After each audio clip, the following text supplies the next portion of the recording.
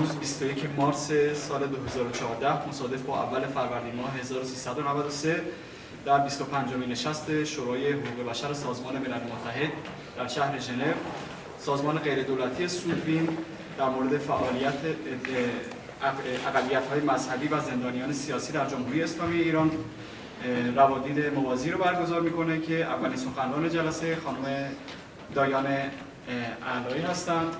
ایشون نماینده جامعه جهانی بهایی در سازمان ملل که در مورد نقض حقوق بشر صحبت‌های خودشون رو شروع میکنن. اما قبل از اینکه ایشون صحبتاشون رو شروع کنن می‌خواستم ازتون بخوام که اینجا به دلیلی که ما از برنامه عکس برداری و فیلم برداری می‌کنیم، دوستانی که مایل نیستن توی عکس یا فیلم باشن میتونن اعلام بکنن.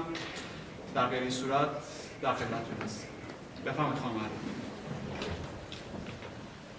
Thank you very much, and thank you for inviting me to speak about the situation of the human rights situation of the Baha'is in Iran.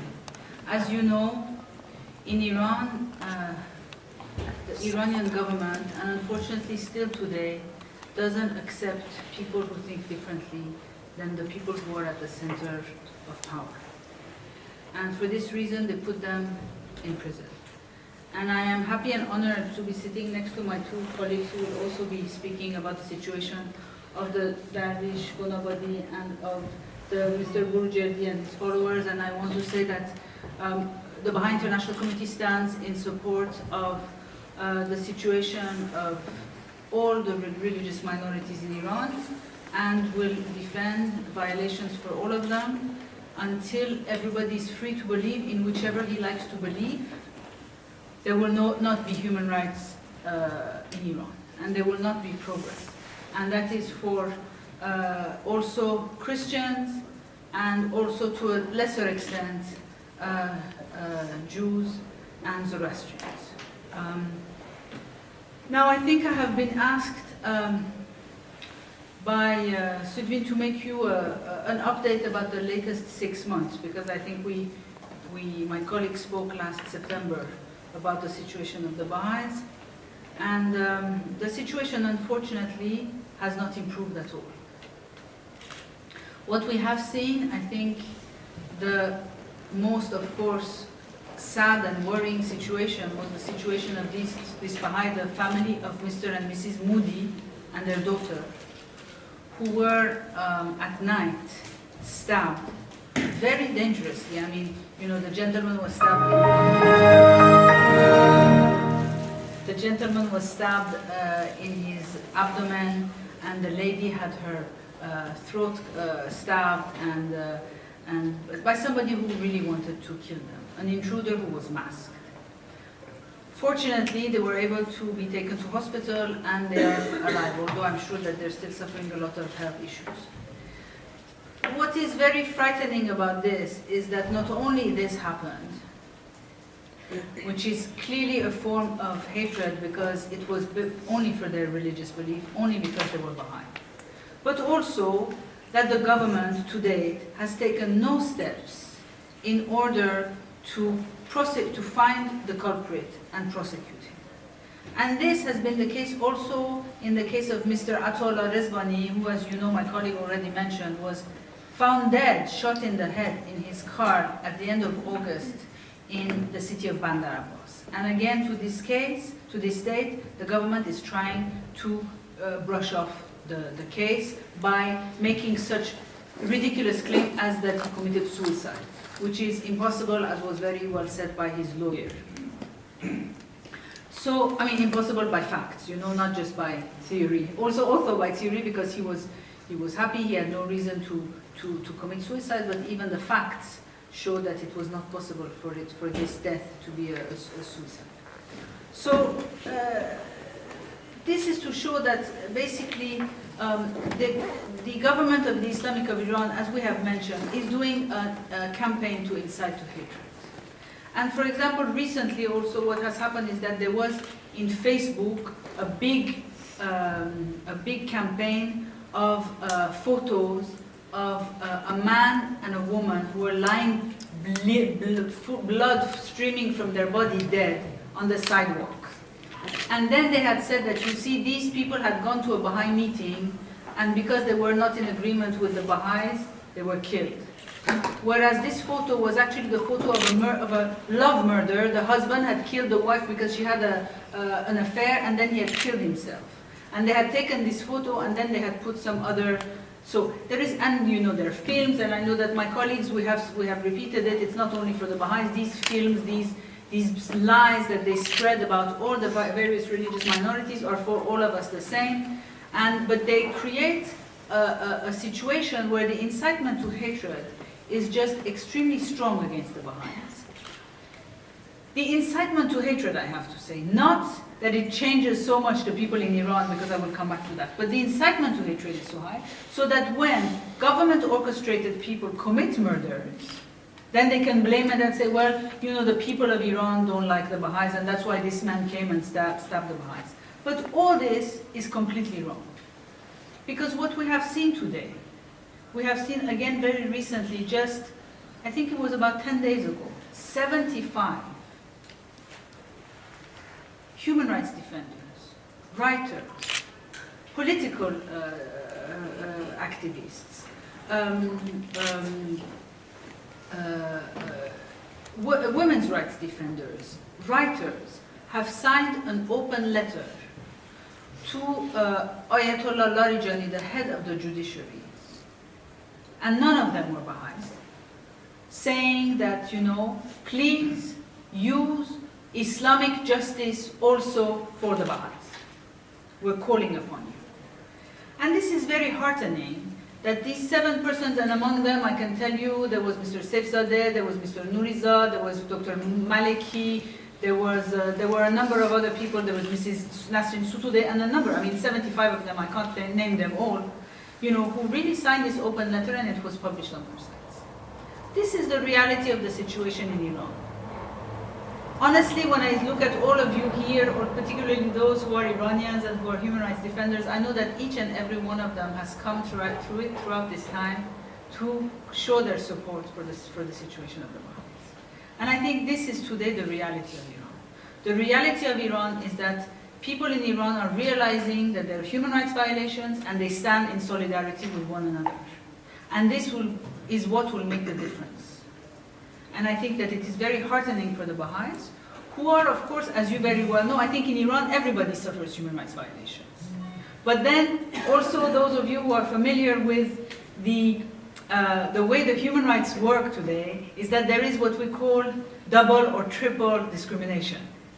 So, you know, if you're just a man who is a Shia Muslim in Iran, you already suffer human rights violations. But if you're a woman who is from an ethnic minority, who is also a Baha'i, for example, then of course you will suffer multiple violations. And this is why the Baha'is are, because they're not protected in the constitution, because the government has an organized plan against them, they're the ones who are suffering, one of the groups that are suffering, not the only group, but one of the groups that are suffering the most because of this multiple discrimination. Just briefly, so that we also have time for discussion, I would like to raise a few points just to give you the latest. Today, there are 136 Baha'is who are in prison only because they're Baha'is. And I know that Mr. Larijani just recently, not Sadek, but Jawad, said that, no, actually it's not him, it's in the right of reply. Here, the delegate of the Islamic Republic of Iran, right here in this council room, said that if Baha'is are in prison, it's because they've committed a crime. No. If Baha'is are in prison, it's because they're Baha'is. And even their accusations, the reason why they're in prison is clearly stated. There is no common crime or anything like that they have been in prison. Go in their files and look. Even the judiciary knows very well that this is not. Of course, it's made up excuses that are for everybody else, acting against national security, belonging to an illegal organization, which is the Baha'i Faith, that illegal organization, because opposite to what the Special Rapporteur on Freedom of Religion or Belief has said, no government has the right to decide what is a religion and what is not. This is a given situation within the human rights of freedom of religion or belief. But yet, the Iranian government has decided that the Baha'i Faith is an illegal organization. And and these sorts of baseless accusations they have raised against these 136 people who are in prison. Unfortunately, also, I must say that Baha'i youth are still not allowed to go to university. They're still not allowed to study in Iranian universities. Most of the time, when they register, after they pass the entry exam, when they register to go to university, their file says, file incomplete BAH. It says what it says. And then, but those who sometimes can enter university are never allowed to finish their study, because at one point or another, if the university finds out that they're Baha'is, then they're expelled. So, no, to date, no Baha'i youth has been able to finish his studies at university. And as you very well know, the Baha'is have created this sort of, home-based, grassroots-based institute of higher education to be able for the Baha'i youth to be able to study through internet or other means, in a very sort of grassroots level. And even that, the government is not accepting.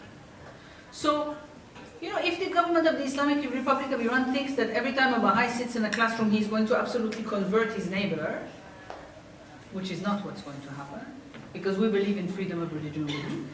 We believe that everybody has the right to choose or not to choose what he likes or dislikes. But even if they imagine they believe that, then why are they attacking the Institute of Baha'i, the Baha'i Institute of Higher Education? This is only Baha'is together. They're not going to convert one another. So it means that there is more than this to it.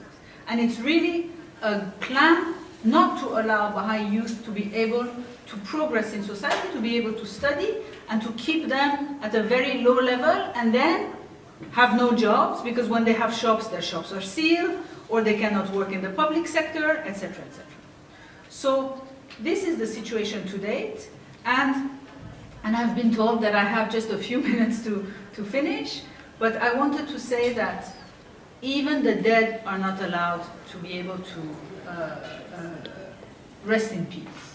You know that Baha'i cemeteries have been bulldozed, and again, it is impossible for the Iranian government or the authorities to say that it is unknown people who do that. How in the Islamic Republic of Iran is it possible to at night bring big bulldozers without the police or the security service knowing that these big bulldozers are now bulldozing a whole cemetery? It's impossible. Therefore, it means that there are at least some organs in the government, and pretty high ones, who are aware of it and are pretty much in favor of this happening. What does it mean to have a cemetery? Is it so bad?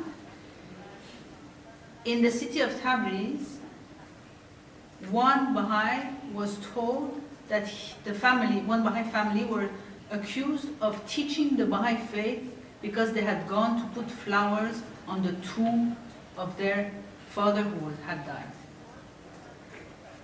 So imagine the extent of the intolerance of the Iranian government.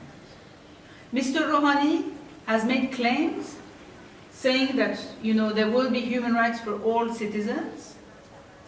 We hope that maybe this year, since today is our Nowruz, it's the beginning of a new year, we hope that this year we will see improvements in the situation, not only of the Baha'is, but of all the human rights in Iran. Thank you very much.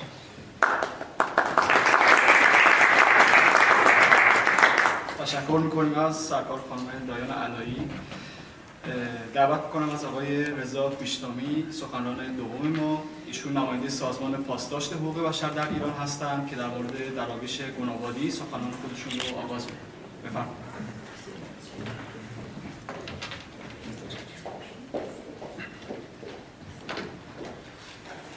با عرض سلام و تشکر از سازمان سودویند برای برگزاری این جلسات. ظلم و